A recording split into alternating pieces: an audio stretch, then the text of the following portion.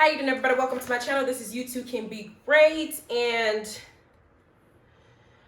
I woke up like this. I said in my previous review, because I just reviewed Growing Up Hip Hop Atlanta. If you want to go check that out, I just told you that I woke up like this. I have makeup from last night. I went to an engagement party. I haven't showered. It's Saturday. I'm doing Saturday cleaning. Bear with me if everything don't seem right, but I still got the makeup from yesterday, child. So, you know, it is what it is. So, this is the Married at First Sight Season 12 Episode 9 review. It's my first time reviewing this series. I know that I watch it. I caught up all of Season 17, but I wasn't sure if I wanted to be one of those people that reviewed the show yet. And I did get some good recommendations from y'all saying go ahead and do it. So I'm going to do it, and y'all can tell me what you think, because this season is off the chain. Now, because this is my first time reviewing it, some of y'all probably haven't watched it yet, and you probably should start watching it so you can follow these reviews. I'm going to give you a little bit of a summary of what's going on. So for 12th season, we got this like an experiment, basically. They go and they pair up a male, some male-female couples that want to get married. They're looking to get married. They're supposed to be ready to get married. They're sick of looking. Like, this is their mindset. And they meet their husband or their wife at the altar. So they go to their family members and say, hey, yo, I'm getting married. I don't know who I'm marrying. I'm just going to go to this aisle. My family's going to be there. I'm going to have my groomsmen. It's like a legit wedding. They go, they get married, and they meet their bride and groom at the altar in front of the pastor, and they can't just turn around and run. Now, I done seen some shows where you have the groom who's attracted to the girl, but the girl's not attracted to him. And after the ceremony, the girl's like, I can't do this. I don't like this man. I don't even want him. Why would you pair me with somebody that's not even attractive in my own head? Now, people according to the experiment, they have written down what their deal breakers are, what they're willing to tolerate, the type of person they're attracted to, what they're into. They were supposed to be as honest as possible, even if it makes them sound some type of way, on the on their online or whatever it is they have to put in an application. So when some of them come up here, they're a little bit shocked as to why they're paired up, who they're paired up with. So this season we got Brianna and Vincent. Brianna is this controlling, bossy type. She's very intelligent. She has a good job. She's self-made. She knows how to take care of herself. She just wants to find somebody to share her life with. And they paired her up with Vincent, who's very relaxed, calm, seems to know how to, strong in his conviction. He's a strong man. He knows what to do. Vincent is handsome as hell. When I saw him, I was like, this man is handsome. And they met each other at the altar, and they are genuinely attracted to each other, except when they read, the family had wrote down stuff about each of their family members to say, hey, beware of this is how the person is. And they kept repeating, Brianna is bossy, bossy, bossy. And I don't think that Vincent understood the extent of how bossy her ass is until he started being married to her. And I'm going to get to that later. Now, Clara and Ryan, they are a couple that kind of, I low-key feel like Ryan's family, because Ryan is Creole. I know you say it Creole, but I call it Creole. Ryan is Creole, and I think that his family may have expected him to end up with another woman of color. I think it was a bit of a shock for them to see that he ended up with a blonde haired girl. Maybe because he put on his application, he don't mind. There are biracial relationships all over the place. It happens. But I know that in previous episodes, that's what it seemed like, that they were kind of in shock because she seemed to be something different from what they expected in personality and in visual. So, and another thing with Ryan is Ryan has never said, I love you in any of these relationships he's been in the past. Meanwhile, Clara has been saying, I love you to everybody. And she's worried that she's going to fall in love with him and he's not going to reciprocate it. The way the experiment works is they're going to get married, go through a honeymoon, live together for a brief few weeks, and then they're going to all meet up later on, having gone through therapy, having gone through situations living with each other, having seen each other's lives, having consummated the marriage, hopefully. Then they're going to meet at the end of the show and decide whether they want to stay married or whether they want to stay divorced. The experiment is supposed to work by making sure that a majority of the couples do end up being a good pair. So Ryan has never said, I love you to anybody. And Clara is thinking, well, shit, if he didn't even want to say the word, is he afraid of commitment? Because that could be it. Then we got, plus Ryan is putting on the facade that he's a very clean cut, he's not trying to show any of his flaws. It seems like everything he says is rehearsed. You ask him a question, he'll give you that America's Got Talent or Miss America pageant type response that everything is calculated in his mind before he says it. So it's hard to pinpoint where his flaws are as a human being until she gets to his house. But we'll get there. Virginia and Eric. Virginia and Eric have a huge age gap. She's 26, he's in his 30s. He's been married before her, and he's a military pilot, so he has a very regimented way of doing things. He comes off like he's, very laid back and cool. He was attracted to Virginia the moment that she walked down the aisle. He liked everything about her, visually, physically. However, he's starting to find out that Virginia is still behaving like a 26-year-old who thinks she's single. She doesn't, I don't think she understands that she chose to get married, because she still wants to be out there partying. She still wants to prioritize her friends and being in her life and hanging out, because those are the things that she holds dear. She doesn't understand that when you get married, you and your husband becomes your bestie, baby. At the same time, Eric is a little bit controlling, because in Eric's mind, a woman cannot have a male friend without it being something sexual, which I think is complete bullshit, because one of my best friends, two of my best friends actually are they're males, and they're full-blooded heterosexual. They are males, and I'm able to talk to them and have conversations with them without feeling like they want to sleep with me. So that ideology in your head that because you're married, she can't have male friends that she's had in her life for years prior to meeting you is a level of insecurity that could pose a problem in their relationship. That's how I feel. Because with my bestie, we have very vocal conversations. If he calls me and says, babe, if he doesn't call me baby, so he calls me and says, yo, I just met this girl and she just broke up with me, I'm gonna be on his side and say, fuck that bitch. At the same time, if I call him and say, hey, my husband's pissing me off, he'd be like, hey, you want me to come whoop his ass? Like, these are the type of talks that we have as friendliness. We're not having any sexting, taking photos. It's none of that. We're actually genuine friends. And Virginia's trying to articulate that. Eric is saying, hell no. On top of that, it seems to me that Eric is also trying to train Virginia to be the type of wife that he wants, being that he's been married before. He's trying to almost mold her into being the type of housewife or the type of partner he feels he's comfortable with, instead of accepting her as she is. If she's a party girl, meet her halfway. How about we party twice a week and I'll go with you? That's it. But doing it all the time, it can't be, because we got to spend time with each other. Another thing that they talk about, I'm going to bring it up later, but aside from all this, they're fucking. For a couple who has to figure out each other, they just met, they only been married for 6 days, they're having sex. So physically they're attracted to each other, but mentally there's a huge gap in maturity, and Virginia doesn't want to be controlled by her whole husband. Plus, these two couples have been nosy from the moment that they started. They have inserted themselves in other people's business, and I don't think it's cool. So I don't know how their relationship's gonna work. We got Hayley and Jacob. Hayley is she's 28 years old, I believe. Whereas the Jacob is pushing 40, and he feels like this is his last chance to find love. And he chose, before he turns 40 years old, he went and they paired him up with Hayley. But Hayley said that she's been the one to terminate all her relationships when she sees a flaw, when she sees something she don't like, which strikes me as a person who doesn't know how to work hard in relationships to make it last. She's more like, divorce is rampant. If this don't work for me, I'm single, I'm beautiful, I can live my life whichever way I want to. You don't tell me what to do, we're done. She doesn't know that to build a successful, healthy relationship long term, it's a give and take situation. Jacob, on the other hand, is feeling like, I've been in this situation before. I'm mature. I got time in life. I'm successful. I'm 80s, baby. I love everything 80s, but I want to be able to share it with somebody. And right now, it seems like Hayley is not in that mindset, maybe because she's looking at Jacob. Initially, I thought she wasn't attracted to him. But for an almost 40-year-old, Jacob works out. He looks like he takes care of himself physically. So I don't know what the issue is. Then we had Paige and Chris, and Lord have mercy.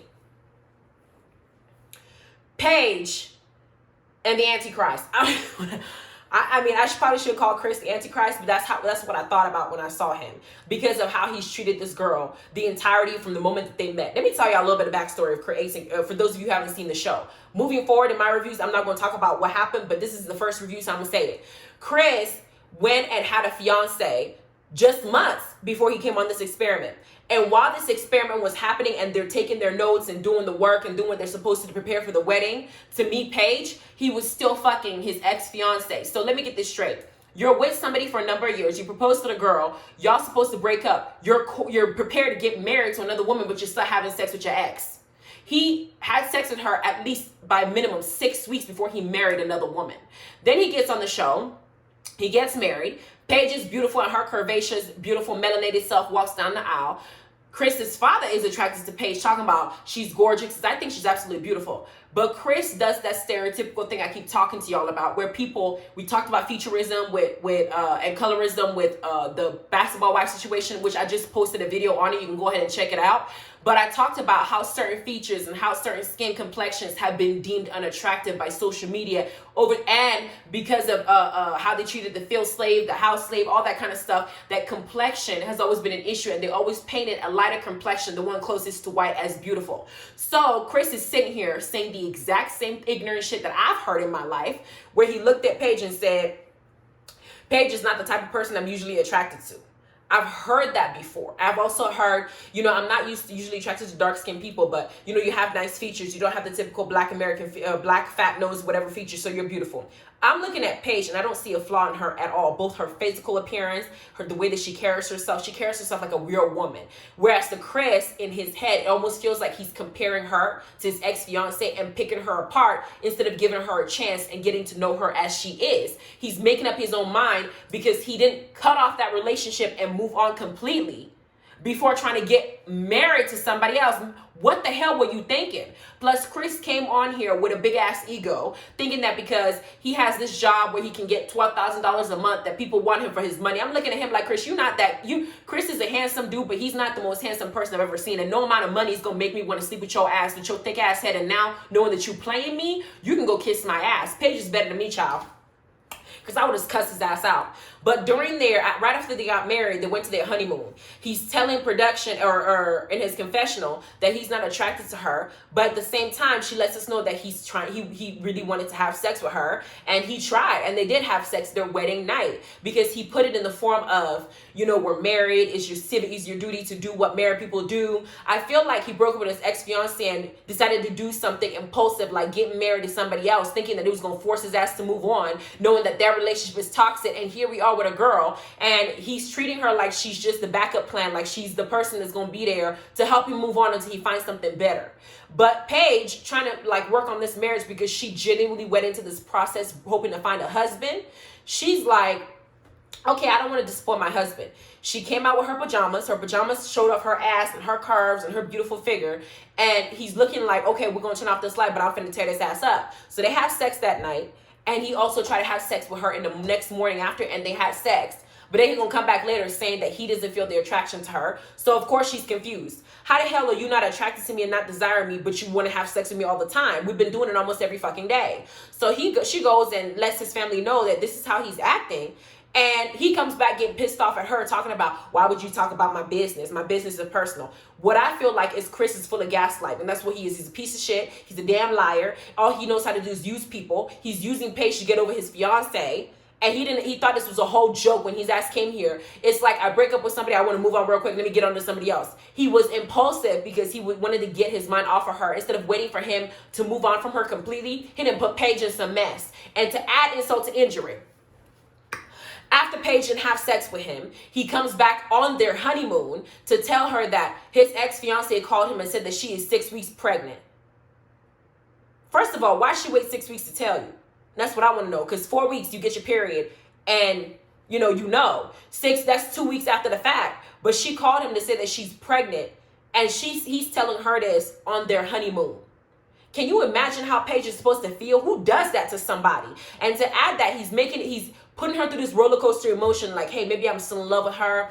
And he's using the excuse like, I don't want another man raising my kids. Just because you're not with somebody don't mean another man's going to be raising your kid. You still have the ability to go, make sure that you are in your kid's life. You pick your kid up, pay for their school fees, hang out with them, take him out. Don't use the excuse that, you don't want another man to raise your kids as a reason to go back to your ex. Well, tell the whole truth and nothing but the truth, so help you God. Because your ass just figured that, hey, I didn't have sex with Paige and realized I still love my ex. And now that I'm already married, I'm going to use the excuse that, I just don't want my kid to be raised by somebody else to go back to her.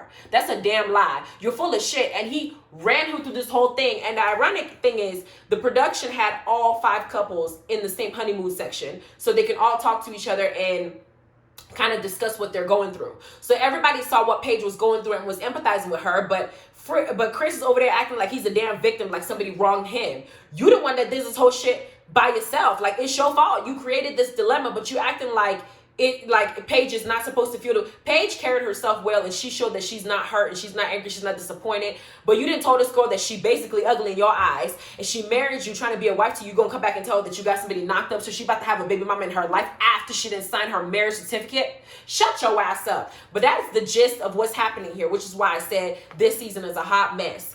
But then we get 6 days after they being married, they now got to leave the honeymoon station and go to their apartment. Now this time, the production forced them actually had an apartment already prepared for them to go and spend their first night away from the honeymoon, away from the other couples together. Now, Brianna's already telling Vincent to clean up his beard, telling him when to take off his shoes, telling him when to wipe his ass, telling him when to brush his teeth, telling him when to when to kiss her when he can't kiss her, telling him to make sure that he washes his dishes. She is treating that man like he is her child.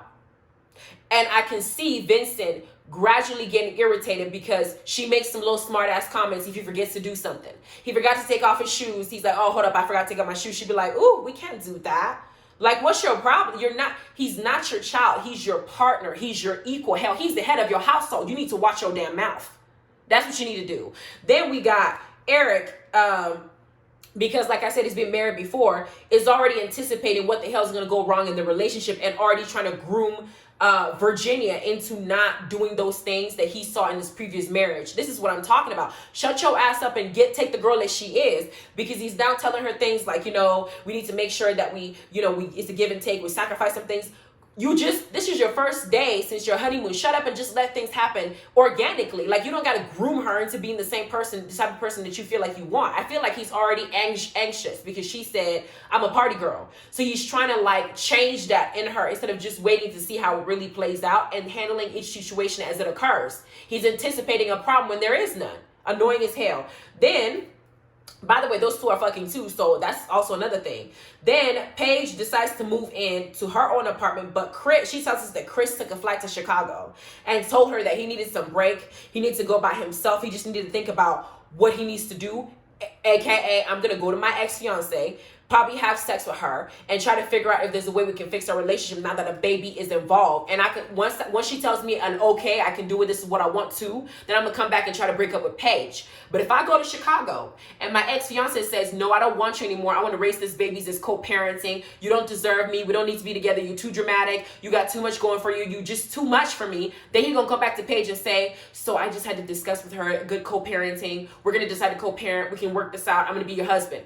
What he's doing is he's keeping Paige as a backup plan, because if that girl decides that she wants to be with him, he's gonna go back to her, and he's treating Paige like she's not, because he's not physically attracted to Paige initially. He's treating her like he's a blessing in her life and that she should be okay with whatever he says. Who does that? We are married. You're going to leave me the first night we're supposed to go to our apartment after a honeymoon to go and see your ex-fiance? Hell, if you were being decent, you would have taken me with you, have both of us talk to her, and come up with a plan. When you go by yourself, you're being sneaky, bitch. And then, Paige is better than me. I would have said, go back to that bitch, cussed him out on camera. I would have told production every single thing that he said. Paige is trying to be a good wife and she's trying to hold him down, but she's been walked all over and she don't deserve it. Then we have Jacob feeling like his ego's bruised. He then called Hayley a liar. According to what he said in previous episode, they were still at their honeymoon. Hayley said she was just going to go down and hang out with the girls because she wanted to take a break. She said it was a girls thing. Come to find out, the men were also there, and he felt like she just wanted to hang out with them and talk to them without Jacob being around. So she excluded him like he was like the odd man out, and he ended up finding out later that she just wanted to go spend time with them without him, and he felt some type of way about it. So he's looking at it like she gave him a white lie, and he said he's experienced lying in the past in his relationships. Like I said, let the past go and stop punishing the present for something somebody else did. But he's not looking at Hayley thinking that she's just a bull-faced liar in every single thing that she does. Another thing that I feel like he's mad at is his ego was bruised. They had sex within a couple days of seeing each other and married each other up, leaving the altar. And he feels like she was more like into the marriage and wanting to be with him prior to them having sex. Now that they didn't fuck, he's like, yo, she's been distanced. As a man, he's probably gonna think that, well, did she not enjoy it? Did I not satisfy her? Did she not like what I did to her in bed? Am I doing something wrong? Did she not Did she not let everything go? Did she not release? Was she not wet? Did I not do what I'm supposed to do? Did I not tear that ass up? Why are you now ignoring me and treating me like an outcast as if I did something wrong? That's the root of the issue. But instead, he's like deflecting and using this little white ass lie and saying you're a liar, you're a liar, you're a liar. Then he diagnosed her and said she's high strung and she has high anxiety. So now they're in the apartment for the first time arguing with each other. The next morning, we noticed that Hayley and Jacob, of course, did not sleep in the same room, but Jacob did apologize to her about how he's been acting, because he's looking at her like, I don't know who I met 2 days when we were married for 2 fucking days. Now, after we didn't have sex, I don't know who this person is, and I don't know how to handle it because you're hot and cold. I don't know if I should touch you, kiss you. I don't know if I should try to be with you. I don't know if I should play this husband role because you're not being a good wife. Hell, I need some ass. You can't just give me ass one time and then not give me ass moving forward and make up excuses like you don't want me. Is my touch disgusting to you? Then we had Paige waking up by herself without her crazy ass husband. Then they decide that they're gonna go and show us their actual houses, because they got an apartment. In the past season, they gave the couple the option of getting an apartment together. And in the past season, some couples chose not to get an apartment together and just stay in their respective homes because they didn't know how to make the adjustment of one day not be married and the next day just be married. They wanted to get married, but they just didn't know how to do it when they were in that situation. So this time, production said, no, we're going to force your ass to live together whether you like it or not. But you are able to go and see each other's homes to get an idea of the type of personality that you're dealing with. So Virginia is ready to go to her house to show Eric where she lives. Virginia's house looks homey. For a 26-year-old, she keeps up well. She takes care of herself well. I think she got 1 dog and she got 1 cat, but Eric said he's allergic. And she's looking at him like, well, you have to just take allergy pills for the rest of your life because I'm not giving up my cat for you. We ain't doing that. But you can tell that Eric is dropping little hints like he don't even want the cat to be around at all. Then they go to Eric's house, and Eric's house is a full-on bachelor pad. He showed her basically all that old school moves that 30-some-year-old people do when they want some ass. He got the fireplace right under the TV where they can sit down and cozy, and it changes different colors. He's got the leather chair. He doesn't have any pictures anywhere because he don't want nobody to confuse any of the girls he posts as his girlfriend. When he brings anybody there, they need to feel like it's just them. That's what that is. Then we had Jacob going into Hayley's house and looking at her house. It's very clean, but then he finds these shorts that he feels are 80s, and 80s turns him on, girls. So if 80s turns him on, go get those high boots. Go get yourself in there, have some neon lights in the room, have a disco ball, and just go on and have fun. But Hayley's looking at him like, you need to grow the hell up. You're in your 30s. We don't live in the 80s. Then she pulls out a blouse out of her closet and says it's a Karen's blouse. And Hayley's like, this is my mom's blouse. So she's taking some of the things that he's doing too seriously because she's already kind of wrapped up in her head that she may not want to be with this person. And I told you, Hayley is used to cutting people off when she don't feel like they're giving her what she wants. She's very cutthroat. She's not willing to work through it, and she doesn't express herself the way that she's supposed to, so people can know what's actually going on in her mind. Then Hayley goes up to his house, and he wasn't lying. He got a neon on the wall. He got a huge neon screen in his man cave. He's got all these 80s outfits. I mean, he really is an 80s. I love everything about the 80s type thing. I mean, hell, maybe he'll just have, they'll redo their wedding is all about 80s, 80s, 80s. Hayley's like, no. I'm 28 years old. I can't be living in the damn 80s, child. Then we go to Ryan and Clara. And Ryan, puts himself out like he's perfect, clean cut. But then you got Clara going in his house. Everything looks so neat, so clean. But then you open the drawer and he got everything and anything in that drawer. One of the drawers are broken. He got all his shit all over the place. He basically is that kid that you say, go clean your room. And they'll take all their mess and shove it under their bed or in the closet and close it. And on the outside, it looks clean. But when you start opening shit, everything is everywhere. That's what Ryan is. So Clara is looking at it like this. Are you for real? He carries himself like he's, he does this all right, but he's trying to tell me what I can do and what I can and cannot say, talking about you need to be careful how you articulate yourself. But underneath, you a hot ass mess. You can't even fold your own clothes. Like, for real. Then they have to meet Pastor Cal. Pastor Cal is going to go meet every couple and let them know, kind of see how things are, fill them out.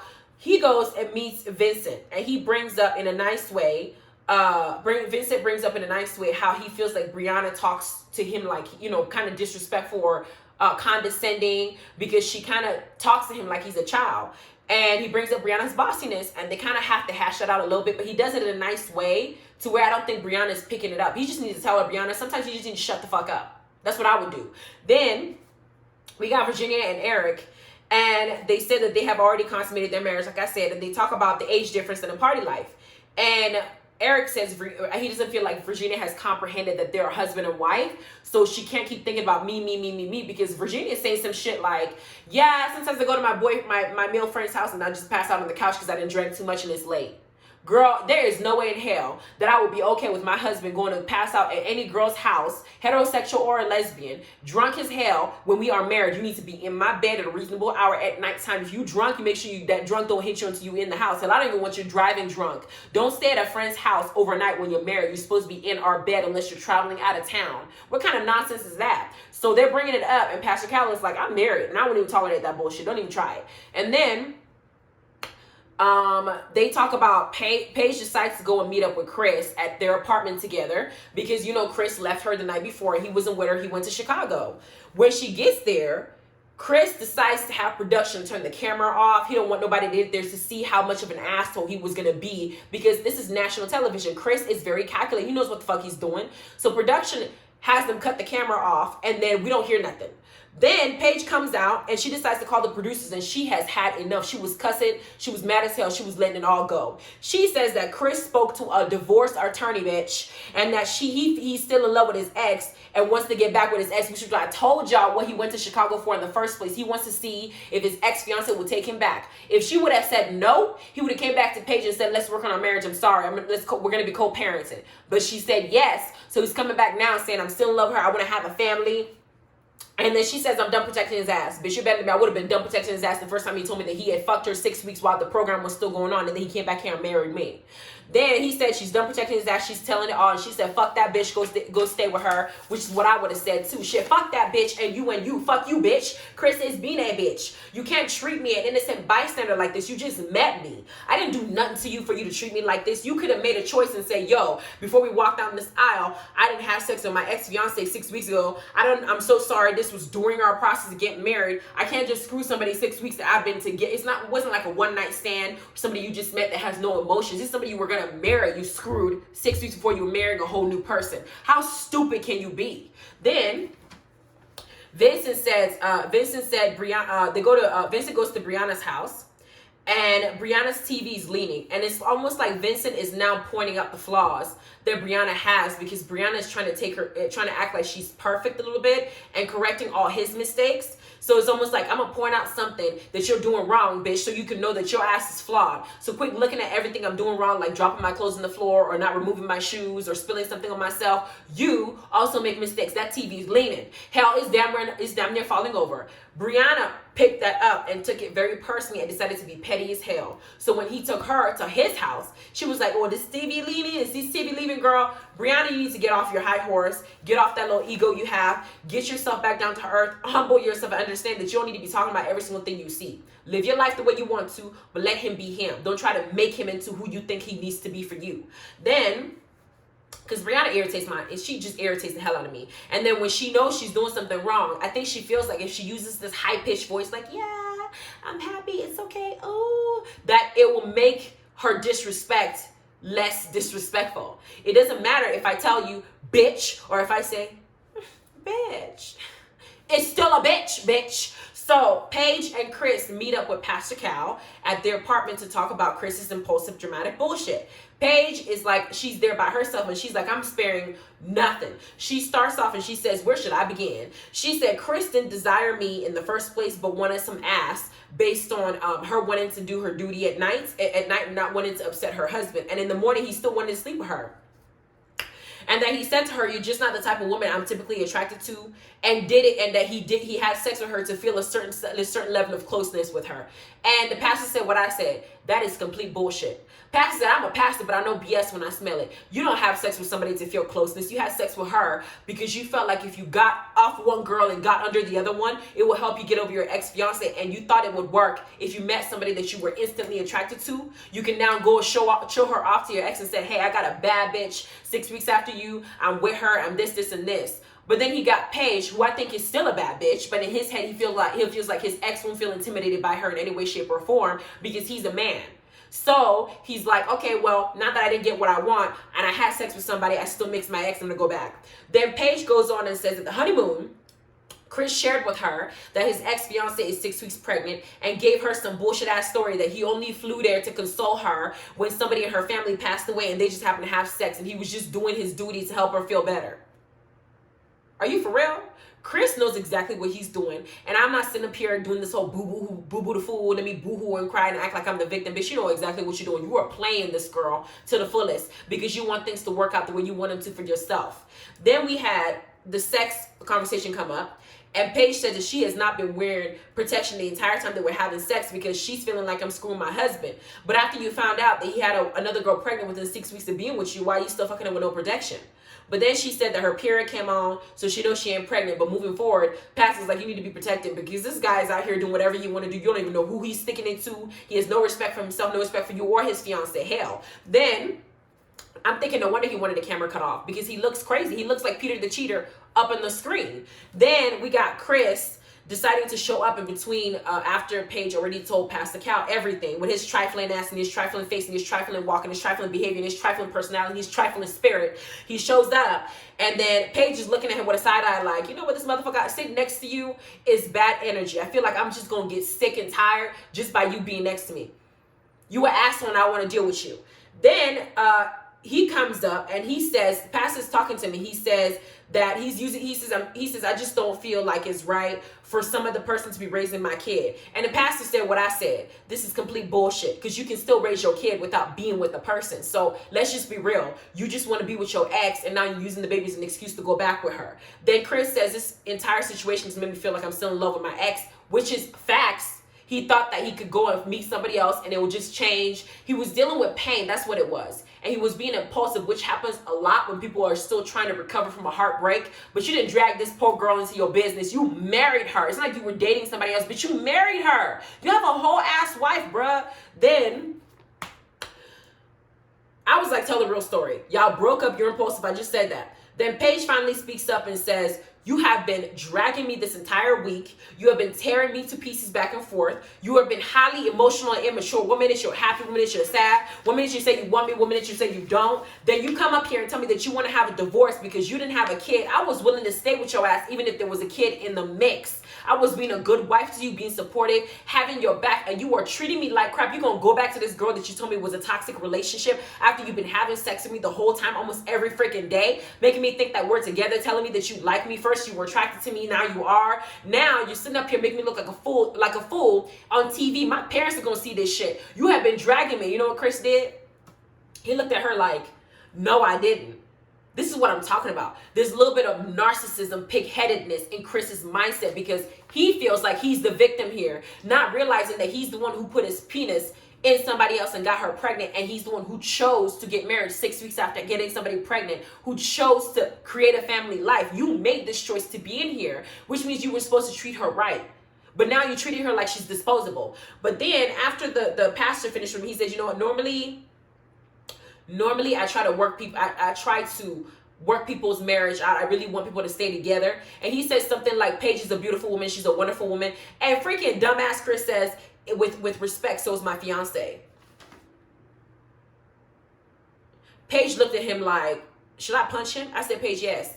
Physical violence is approved in this situation because you don't deserve this. You didn't marry somebody who didn't play you. Now you're going to be a divorcee 6 days after the fact because of this fool.